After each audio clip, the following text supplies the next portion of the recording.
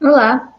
Depois de tudo que nós estudamos até o momento com relação ao manejo de plantas daninhas, né? Diante de todos os estudos que reconhecemos os danos de plantas daninhas, reconhecemos a forma de dispersão, as características de uma planta daninha verdadeira, o que é uma planta daninha comum, o que é uma planta autóctone, aloctone. E depois de todos esses estudos, inclusive falamos na última aula sobre a alelopatia e o que é competição em si, quais são os fatores que são considerados aí para uma planta daninha ser mais competitiva que a planta de importância econômica, né? Chegamos ao ponto de falar do manejo de plantas daninhas, de como controlar essas plantas daninhas nas nossas áreas cultiváveis. Inicialmente, precisamos entender que existe uma diferença entre esses três termos: controle, erradicação e manejo. Quando nós falamos em controle, consiste em adotar medidas que reduzam a infestação. O controle não significa que nós vamos acabar com essas plantas daninhas, porque é praticamente impossível, em nossas extensas áreas de cultivo, nós erradicarmos, tá? As plantas daninhas, porque erradicação significa acabar. E como a gente estudou nas nossas últimas aulas, tem um grande banco de sementes de diversas espécies de plantas daninhas que permanecem, algumas sementes viáveis por 30, 40 anos no solo. Então, erradicar dentro de áreas agrícolas, de extensas áreas agrícolas, é impossível. Erradicação, às vezes, em um jardim, em um jardim da casa, é uma medida que pode ser mais possível. Agora, em extensas áreas agrícolas, é impossível a erradicação. E o manejo. O manejo é a combinação de diferentes métodos de controle. Então, o termo controle com manejo está associado. Nós temos manejo preventivo, cultural, manual, mecânico, biológico e químico. Controle químico é em muito usual na agricultura moderna, que é o uso de herbicidas. Mas devemos frisar que o controle deve ser sempre um conjunto de medidas, nunca apenas um. Porque, como a gente vê na agricultura atualmente, tem muito problema com plantas daninhas resistentes a herbicidas. Então, o uso de diversas medidas de controle, né, de medidas de manejo, tem a função de ser mais eficaz do que você usar uma forma só de manejo, reduzir os custos e obter a máxima produtividade da cultura e máximo rendimento agrícola e também menos gastos. O nível de controle de plantas daninhas depende da espécie infestante, de como essa espécie é agressiva.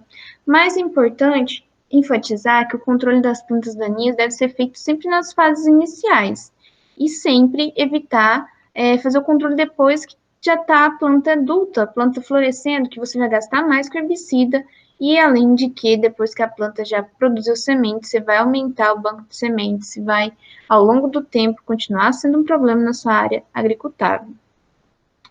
Como eu disse, a erradicação é praticada em pequenas áreas, né, jardins, vasos de plantas, em viveiros, mas em extensas áreas é impossível erradicar a planta daninha, ok? O manejo de plantas daninhas, então, envolve diversas atividades. E manejo, a gente chama de manejo integrado ou controle integrado de plantas daninhas. E esse manejo integrado visa garantir uma redução da densidade de plantas daninhas no cultivo. Manejo integrado de plantas daninhas, então, vai ser o conjunto de adoção de métodos de controle mecânico, biológico, manual, o cultural, o preventivo, o químico, e aí em áreas menores, né, como jardins, pode praticar erradicação. O manejo cultural, que nós vamos estudar com mais detalhes agora nos próximos slides, né? Ele visa a adoção de espaçamentos, por exemplo, um cultivo mais adensado, ele vai ter um fechamento mais rápido e vai reduzir ali o período inicial de competição, rotação de cultura, uso de variedades adaptadas à região, para ter um desenvolvimento inicial mais rápido e reduzir aquele período crítico de competição, que é o período inicial de desenvolvimento e estabelecimento da cultura, uso de palhadas de plantas com efeito alelopático, algumas espécies de plantas daninhas, para reduzir também a ação e o desenvolvimento de plantas daninhas na área. Vamos falar dos principais métodos e falar sobre esses métodos, começando sobre com o controle preventivo. Controle preventivo, como o próprio nome diz, é prevenir a instalação e a disseminação de plantas daninhas nas áreas agricultáveis. Essa redução aí na disseminação pode ser a nível de país, de estado, de município, de talhão, de fazenda, de canteiro, né? E é importante falar aqui da questão da legislação de sementes. O uso de sementes certificadas é o primeiro passo de um controle preventivo. Imagina você comprar uma semente de branquiária decumis, como por exemplo, para iniciar a reforma de uma pastagem. E você compra uma semente não certificada, que não tem nenhum teste de pureza, né? Nenhum teste de vigor, nada. Então, a pureza tem dentro da legislação uma pureza exigida para cada tipo de semente, de branquiária, de soja, de milho. E para passar nesses testes, para ser certificada, ela precisa de passar por testes de laboratório. Se você compra uma semente não certificada, que o produtor simplesmente colheu essa semente branquiária lá no pasto dele, e está vendendo diretamente para outros produtores, para reforma de pastagem, você não tem garantia nenhuma da pureza dessas sementes. Muitas vezes, levando muitas sementes de planta daninha junto. Então, na hora que você está fazendo a semeadura da semente da branquiária, está semeando semente de carrapicho, de mata-pasto, de alecrim, de rabo de burro, de diversas outras plantas daninhas comuns aí da região da qual foi retirada essas sementes de pastagens. Então, o elemento humano é a principal chave nesse controle preventivo, claro, nos nossos manejos dentro da cultura. Utilização, então, primeiro ponto do método de controle preventivo, sementes certificadas, uso de esterco, palha, composto, isento de planta daninha. A gente sabe que isso aqui é complicado. No esterco, como os animais, os bovinos, se for esterco de bovinos, eles se alimentam na pastagem de várias plantas daninhas, que são palatáveis, e com isso leva semente de plantas daninhas. Por exemplo, você vai comprar o esterco bovino para usar no seu cafezal. Esses bovinos se alimentam de pastagem como branquiária, como alguns pânicos também, e vai levar dessas fezes muitas sementes dessas pastagens. E no cafezal, a branquiária, o colonião, por exemplo, ele é uma planta daninha comum, né? Então, dentro desse ponto, é difícil você ter um esterco livre de sementes de plantas daninhas, mas é o ideal. Limpeza completa de equipamento, antes de entrar na outra lavoura. Acabou de fazer uma roçada e uma pastagem. Ali na roçadeira e no trator vai muita semente de planta daninha. Então, antes de entrar numa área que você ainda não tem histórico, por exemplo, de infestação de uma determinada planta daninha, que na outra área que você acabou de fazer uma roçada tem muita dela, faz uma limpeza, sopra o trator, a roçadeira, faz uma limpeza, varre ali a roçadeira, para evitar levar essas sementes para outra área. Outra questão é o próprio homem, nos seus tratos culturais, na colheita, ou quando a colheita é feita manual, ou mesmo um técnico que vai fazer uma vistoria em uma lavoura com a roupa cheia de sementes de plantas daninhas que tem características de disseminar através de ficar grudado ali na roupa, como carrapicho, como picão, né? Então, antes de você entrar e sair de uma área ideal, é sempre fazer a limpeza da roupa para evitar essa disseminação. Evitar aí, eliminar, né, na verdade, fazer a limpeza das plantas daninhas nos canais de irrigação, porque na água da irrigação leva muitas sementes de plantas daninhas.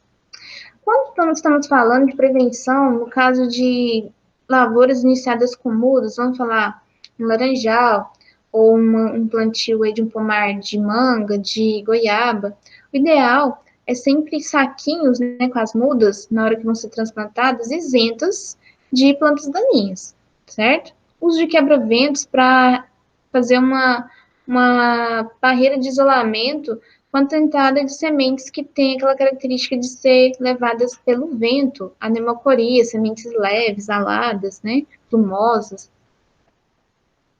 Então, o uso de sementes de culturas contaminadas, ou seja, com baixa pureza, onde tem muitas sementes de plantas daninhas, é um principal meio de introdução de novas espécies em um solo agrícola. Os trabalhadores, né? Sabemos que hoje a colheita manual ainda persiste em muitas culturas, né? As roupas então, dos trabalhadores é uma forma de disseminação. No próprio esterco bovino aí sendo jogado em uma área, né? Vai muitas plantas daninhas, sementes de plantas daninhas, nas colhedoras, nas mudas, né? De frutíferas e diversas outras culturas que são preparadas as mudas para depois ser transplantadas. E nas sementes não certificadas. Quando você compra semente não certificada, você está correndo o risco de levar uma grande quantidade de sementes de plantas daninhas. Vamos falar agora de controle cultural. Controle cultural consiste em usar as próprias características da cultura ou das plantas daninhas, visando beneficiar sempre o desenvolvimento da sua cultura. Exemplo de práticas relacionadas ao controle cultural de plantas daninhas. Escolha de uma cultivar, ou de um híbrido, ou de uma espécie que foi e tem adaptação para aquela região que está sendo cultivada.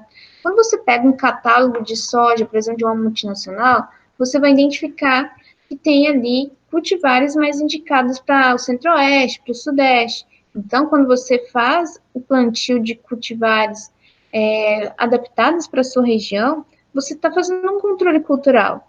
Porque uma cultivar adaptada à região que você está cultivando, ela vai ter um desenvolvimento mais rápido e vai ter menos problemas ali com a competição inicial com plantas daninhas. É a fase inicial das culturas, é a fase mais difícil de fazer, mais, digamos, mais sensível a essa competição.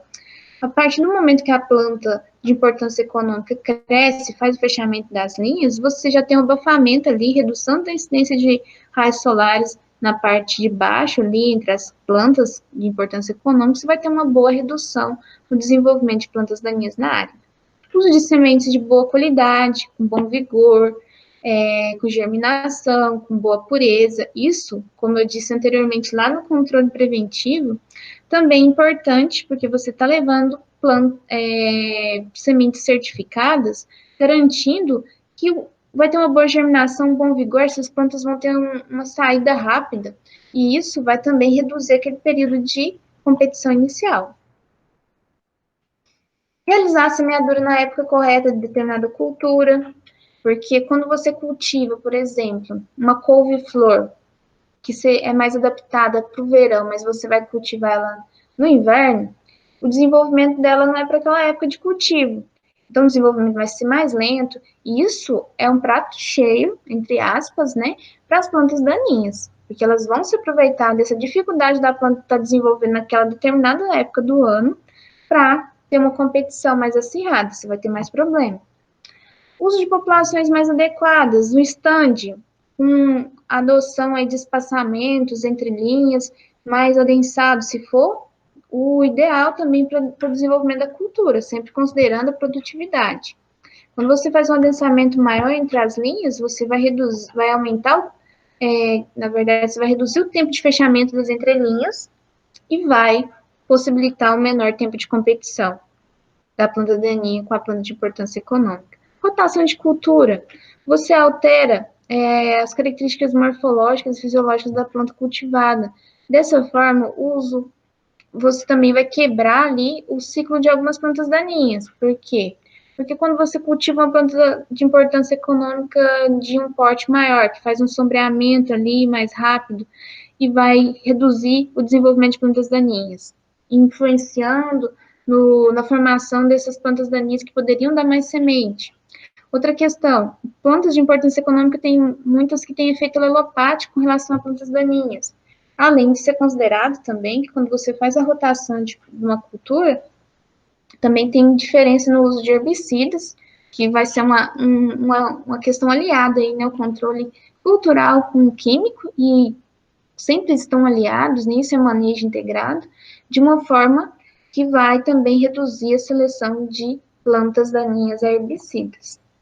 Consórcio de culturas, uso de culturas nas entrelinhas, que para pequenos agricultores isso é usual, né? Uso de coberturas verdes, cobertura palhada, que tem muitas, o sistema de plantio direto mesmo, né? que essas plantas daninhas ali usadas como palhada, ou planta daninha não em si também, um milheto, uma branquiária dessecada, eles também têm efeito alopático com relação a plantas daninhas, reduzindo a incidência de plantas daninhas na área, além de ter um efeito físico, né, de abafamento, que a gente vai falar mais adiante. Um bom manejo de água, uma boa correção da acidez do solo, uma boa adubação, tudo isso entra em manejo cultural. Quando você faz uma boa calagem, uma boa adubação, você está fornecendo insumos adequados para o desenvolvimento da sua cultura, impedindo aí que ela tenha um desenvolvimento inicial demorado, que você tem que fornecer tudo que a planta de importância econômica precisa para ter uma saída rápida e um desenvolvimento aí rápido. Isso vai facilitar para que você tenha menos tempo de competição inicial. Mostrando aí plantio direto, né? Um espaçamento mais adensado de algodão, onde você tem um fechamento das entrelinhas mais rápido, o período crítico de competição vai ser menor. Aqui o sistema de plantio direto, aqui mostrando, né, a palhada formada. Você faz o plantio de uma cultura aí que vai fornecer, ter uma boa relação de carbono e nitrogênio, vai formar uma boa palhada, um milheto, branquiária, né, ou de outras gramíneas, tem uma relação CN boa. Depois vem fazendo a semeadura em plantio direto, desseca e semeia, né. Aqui o cultivo de mamona com feijão nas entrelinhas, tá? Nesse espaço nas entrelinhas, vai reduzir o número de plantas daninhas desenvolvendo, porque você tem uma cultura que vai fazer um fechamento aqui das entrelinhas, além de ter um rendimento aí, né, financeiro para o produtor. Com relação ao controle mecânico e físico, consiste no uso de práticas de eliminação de plantas através de efeito físico mecânico, como, por exemplo, arranquio manual. Esse tipo de controle mecânico é feito, por exemplo, em jardins, em canteiros de olerícolas ali de exploração caseira, né, uma horta caseira, uma horta numa escola. É feito aí a capina manual, que é o arranquio mesmo das plantas daninhas. O problema é que é um trabalho que exige muito mão de obra, por isso que para grandes áreas, extensões agrícolas aí, para culturas de grande porte, não é viável de forma nenhuma, né? Apresenta um baixo rendimento de trabalho e sairia muito oneroso, porque baixo rendimento de trabalho, muita mão de obra, e quando terminar lá o final da cultura arrancando as plantas daninhas, lá no início já vai estar com planta daninha já causando uma grande competição. Então, em extensas áreas, isso não é utilizado, mas em pequenas áreas como jardins, em hortas caseiras, em hortas de agricultura familiar, pode ser explorado. Aqui mostrando, né, o arranquio manual de plantas daninhas em jardins, em hortas familiares, né? A capina manual, o uso da enxada. Há muitos longos anos foi o principal método de controle de plantas daninhas e ainda é em agricultura familiar, em alguns tipos de cultivo orgânico, quando não se pode usar herbicida, é uma tática utilizada. Uma tática também aliada ao controle químico, de captação de alguma planta resistente, por exemplo, ao glifosato. Vem fazendo a capina manual daquelas plantas que depois da dessecação ficaram, depois do uso de herbicida. Só que precisa também um grande número de pessoas trabalhando, tem um rendimento baixo por hectare ao longo do dia, né? Mostrando aí, usado as capinas hoje você vê nas cidades para limpeza de meio-fios, de calçadas, né? Em agricultura familiar. Aqui mostrando, muito usual, né? Há uns anos atrás, a limpeza de uma roça de arroz. O pessoal trabalhava muito em mutirão. Juntava os vizinhos, limpava a roça de um deles. Depois ia todo mundo limpando a roça do outro. Todo mundo se ajudava. Uma forma de garantir a produção agrícola nessas áreas de pequenos produtores. Isso ainda existe em algumas regiões do nosso país, mas em extensas áreas de cultivo é uma atividade impossível de ser praticada, né? Isso para pequenas áreas. Limpeza de terrenos, isso ainda a gente usa, né? E é muito comum de vermos isso acontecer. A roçada, que pode ser manual, com o uso da foice, ou mecânica, com o uso de roçadeiras, de trinchas, roçadeira de arrasto, roçadeira hidráulica, e da trincha também, que eu vou mostrar para vocês no vídeo, né? Aqui uma roçadeira hidráulica, mostrando aqui na limpeza de uma estrada, né? Isso é muito usual, pessoal, até nas estradas, nas rodovias, o uso de roçadeiras para limpar as margens de rodovias, né? Também a roçadeira a roçadeira com motor ali, né, que é utilizada para roçagem de jardins e outras áreas também, inclusive em beiradas de rodovia. Uma roçadeira hidráulica na limpeza do cafezal, aqui mostrando também um cafezal sendo limpo aí com uma roçadeira hidráulica. Outra roçadeira hidráulica. Não tem a foto aqui da roçadeira de arrasto, mas vocês com certeza já viram, né? Aqui o trabalho da trincha. A trincha, ela corta a planta bem rente ao solo e ela tritura as plantas em pedaços bem pequenininhos, facilitando a decomposição desse material vegetal, que rapidamente vai servir ali como matéria orgânica para o solo. Nesse vídeo aqui, vocês vão ver o trabalho da trincha na limpeza da entrelinha de um cafezal, tá? A trincha, ela tem um trabalho fundamental em pomares, em cafezais, em diversas outras culturas, e até em áreas urbanas para limpeza de canteiros centrais, como a gente vê aqui até na nossa cidade mesmo, tá bom? Então, vou pôr para vocês verem o trabalho aí da trincha nessa limpeza das entrelinhas do cafezal.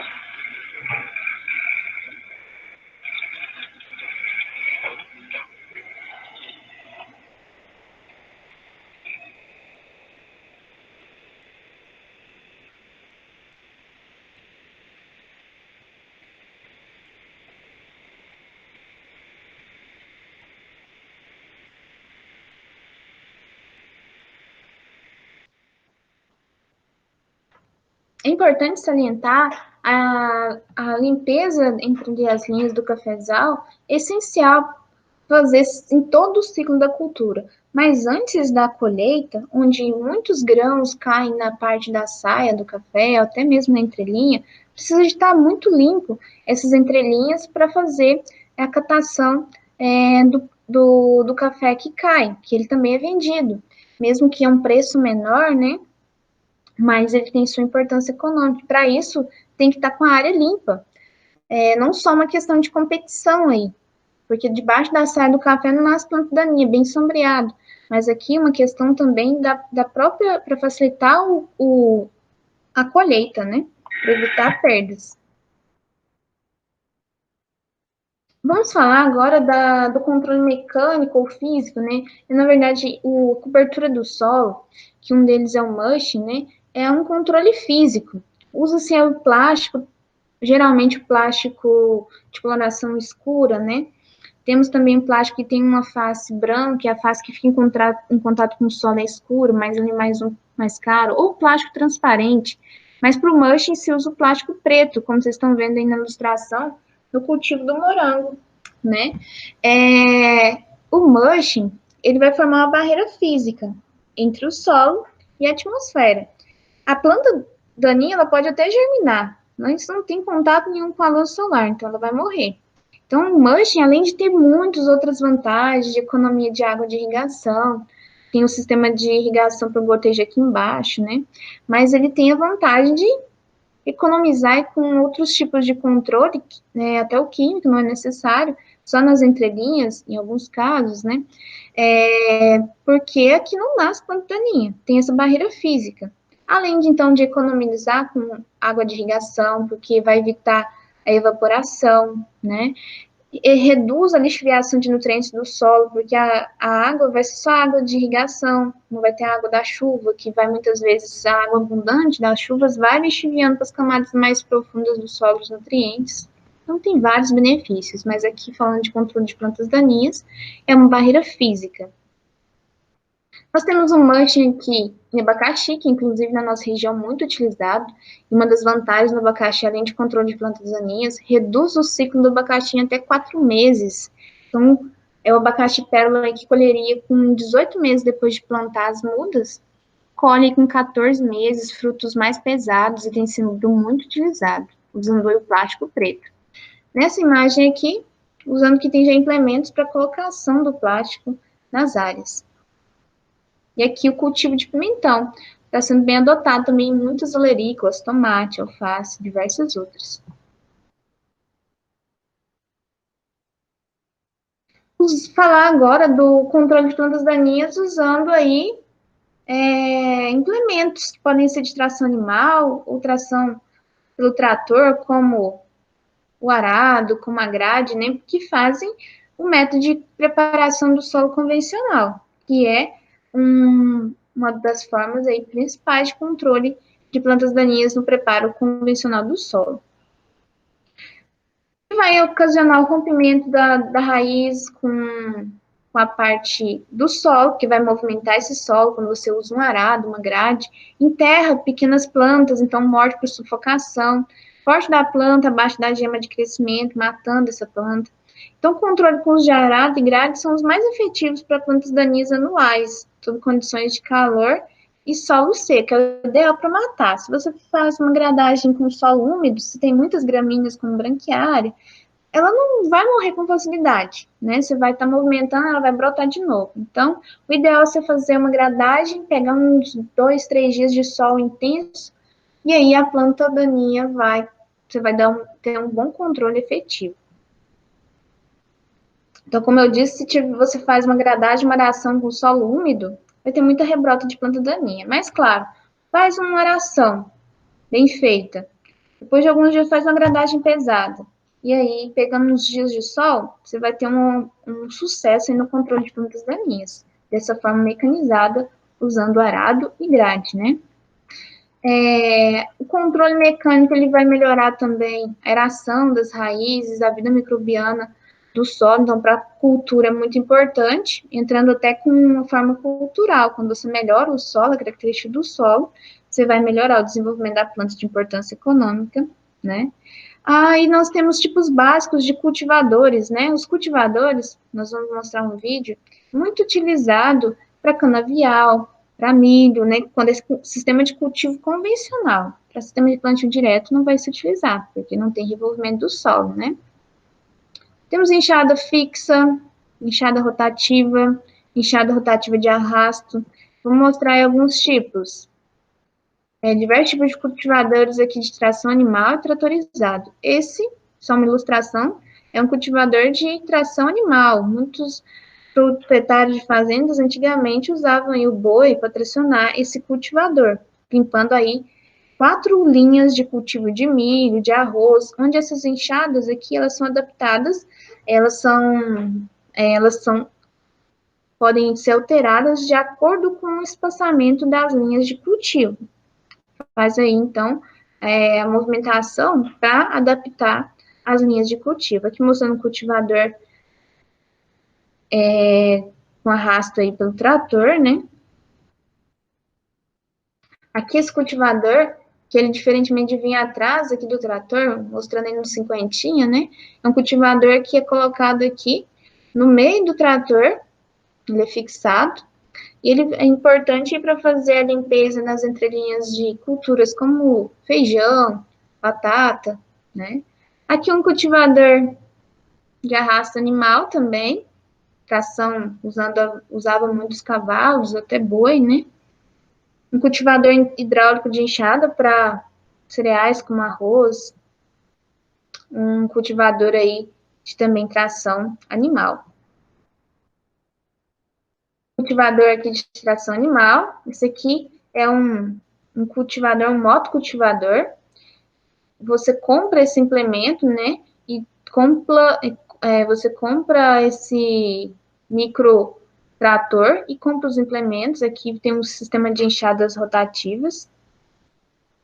Nessa imagem aqui mostrando uma gradagem sendo feita em uma pastagem.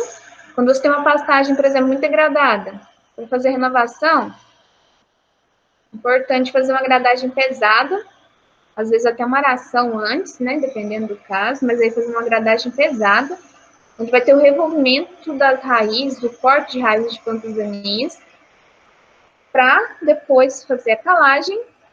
Depois vem com uma gradagem leve, incorporando a calagem, mostrando aí o trabalho dos discos, né, da grade, que vão cortando o sistema radicular, revolvendo o solo para fazer o controle de plantas daninhas. E depois de todas as operações de calagem, fazer a semeadura da semente da pastagem escolhida e sempre fazer isso na época das chuvas, né, pessoal? Renovação de pastagens. Aqui vou mostrar um cultivador que faz o cultivo aí para limpeza das entrelinhas do cultivo do milho. Esse cultivador é um implemento acoplado ao trator, ele vai fazer a adubação de cobertura, que vocês estão vendo aqui, ó, esse caninho já vai caindo, o adubo de cobertura, e o cultivador, além de estar colocando mais solo próximo à raiz, que vai encobrindo o adubo que está sendo jogado, que é ótimo, né? Que evita as perdas aí com relação dos adubos nitrogenados, vai aumentar a absorção, porque está tendo o solo ali em cima do adubo, e também já vai fazendo a retirada de plantas daninhas na entrelinha. Isso aqui para cultivos convencionais, viu, pessoal? Para sistema de plantio direto, não pode ter esse tipo de revolvimento de solo. Para cultivo de milho no sistema aí de plantio convencional. Nessa foto aqui, nós temos a limpeza de pasto, pastagem muito sujas, né, com o uso do que a gente chama de corrente. Amarra uma corrente em um trator em outro, correntes grossas, né, muito resistentes, e a uma certa distância de metros aqui entre um trator e outro, vai fazendo o arrasto e vai arrancando para dissipar plantas daninhas maiores, uma pastagem degradada, mas lembrando, pessoal, que só diante de licenciamento ambiental, tá bom? Para fazer esse tipo de limpeza de pastagem degradada. Não pode fazer isso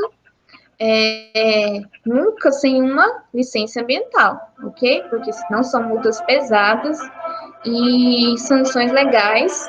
É um crime ambiental. Então, sempre diante de licenciamento ambiental, de acordo com o órgão ambiental do Estado. Vocês veem que tem uma boa eficiência na limpeza de plantas daninhas de pastagens degradadas. Onde é impossível passar uma grade para incorporar esse tanto de planta daninha, né? Porque plantas daninhas já árvores, então esse é um método utilizado para essas áreas mais degradadas.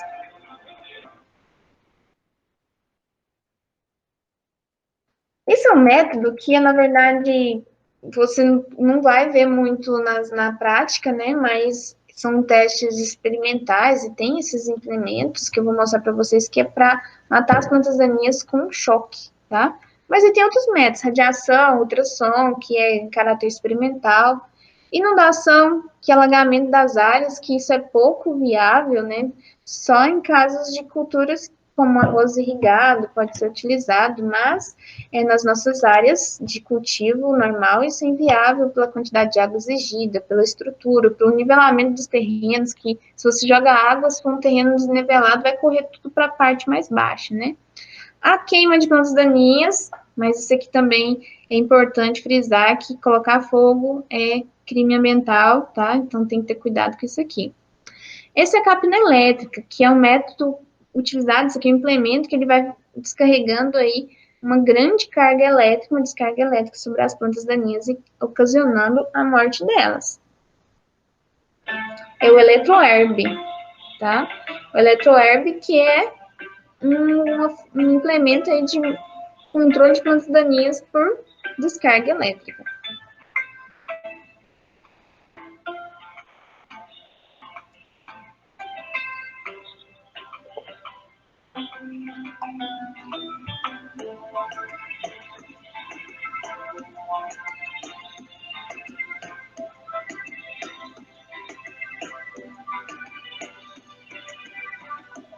Uma área bem infestada com capim amargoso, vocês estão vendo aí. O vídeo não tem imagem muito boa, Depois, se vocês quiserem dar uma olhada em algum material que fala sobre isso, só isso para vocês verem que tem muita tecnologia envolvida nesse controle de plantas daninhas, muitos estudos com outros métodos de controle.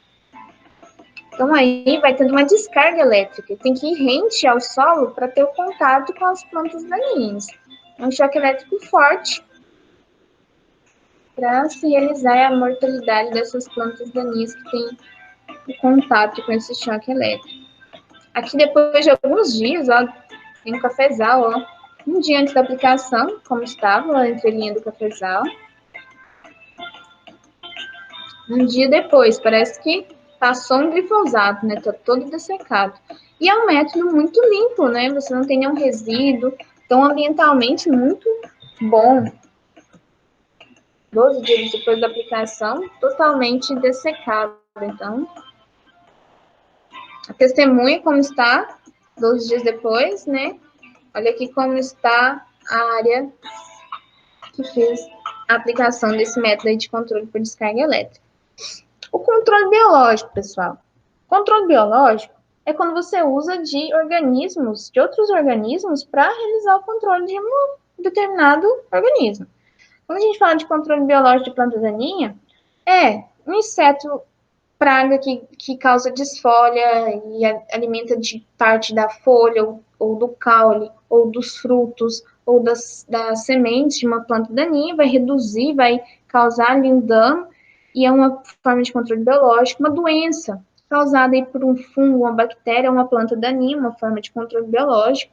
Os herbívoros vertebrados que se alimentam de uma planta daninha, um, um bovino, um animal aí nativo da selva, por exemplo, até um javali mesmo, né, que se alimenta de uma planta daninha, ele é um organismo de controle biológico, tá? Aves também. O meio biológico mais antigo é de controle, né, pois quando você fala de uma planta daninha que é originada aqui da nossa região, por exemplo, um organismo vivo, você considerando a cadeia trófica, os níveis tróficos, ele sempre vai existir um outro organismo que usa ele como alimentação. E isso, para a forma normal, sem a ação humana, né, dentro dos sistemas de cultivo, não existia planta daninha, não existia inseto praga, não existia nada fora do controle, porque sempre existia ali um inimigo natural, um inseto que se alimenta daquela planta, um fungo que causa uma doença, mantendo a níveis equilibrados de população. Agora, quando nós interferimos nas terras, nos monocultivos, extensas áreas com soja, com cana, com milho, vocês modificam totalmente aquele sistema, esse biossistema, né? O ecossistema. Dessa forma, tem um desarranjo natural. Quando você tem a incorporação de espécies diferentes, de outros países, outras regiões, no nosso bioma, não tem ali um inimigo natural para aquela planta daninha. Dessa forma, ela só vai aumentando, vai desenvolvendo. E quando você estabelece os monocultivos, também você reduz a biodiversidade de insetos praga, específico para aquela cultura, quer dizer, específico para aquela planta daninha. Então, tudo entra em desequilíbrio. Dessa forma que a gente passa a ter os problemas de planta daninha, de inseto praga.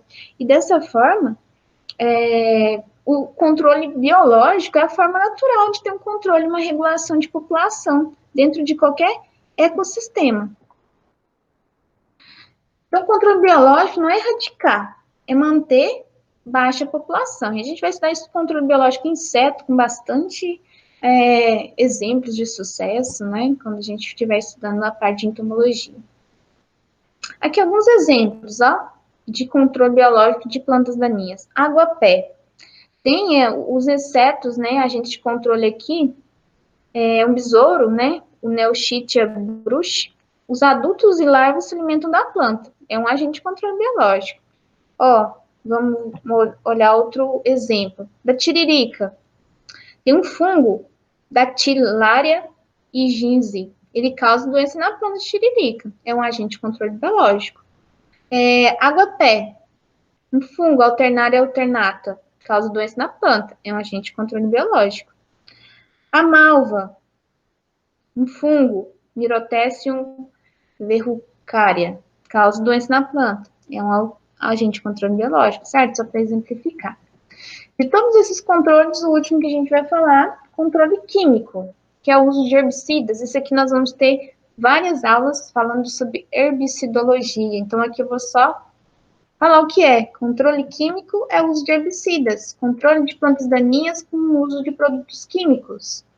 Isso teve início, o uso de herbicidas, lá no começo do século XX, com sais e ácidos fortes, né? Mas tem alguns relatos desde o século XII a.C., no Oriente Médio, usava-se esporadicamente quantidades exageradas de sal jogadas sobre o solo, e aí você torna o solo estéril quando você joga o sal, muita quantidade de sal. Né? Um solo salino não nasce nada, e é uma forma de controlar a planta daninha. Só que aí, para nós na agricultura, não é usável, não é viável, não pode ser usado. Porque se não nasce planta daninha, também não vai nascer planta de importância econômica, mas só para falar aí dos casos. Em 1940, teve a descoberta aí os estudos, né, de compostos orgânicos. Em 1944, foi aí descoberto o efeito do 2,4-D, que é um hormônio, né, um fito-hormônio que é usado como herbicida. E até hoje o 2,4-D é um herbicida aí muito eficiente, né? Esses produtos recebem o nome, esses produtos químicos que fazem o controle de plantas daninhas, usado aí como pré-emergente, pós-emergente, temos herbicidas sistêmicos de contato, temos herbicidas, diversas formulações químicas, diversos mecanismos de ação, eles têm a função de controlar a planta daninha. E isso, hoje nós temos agricultura moderna, eficiente, rápida, pelo uso de herbicida.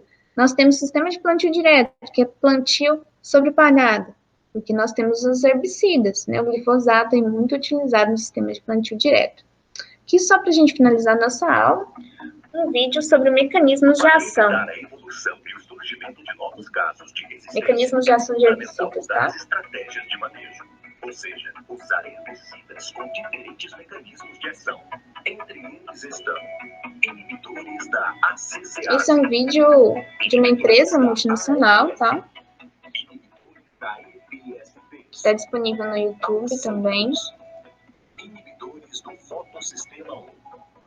Inibidores de protóns. Inibidores da glutamina sintase. E depois nós vamos estudar esse restante de conteúdo, pessoal, nas nossas aulas sobre herbicidologia, tá bom? É importante vocês fazerem uma revisão do material que está disponível para vocês no Classroom da nossa disciplina de defesa sanitária. Estarem disponível para dúvidas e nós continuamos, então, nas nossas próximas aulas falando sobre herbicidologia.